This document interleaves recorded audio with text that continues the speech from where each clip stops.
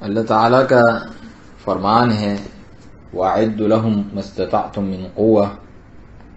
اور جس قدر ہو سکے طاقت قوت جمع کر کے رکھو، ان کے خلاف تیاری کر کے رکھو۔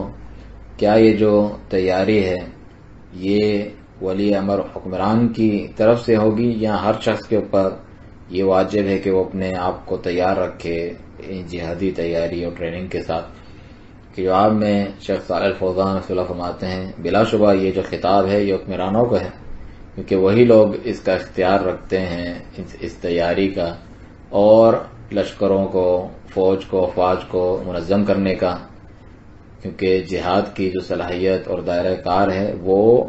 حکمران اور حکومت کے ہاتھوں میں ہے۔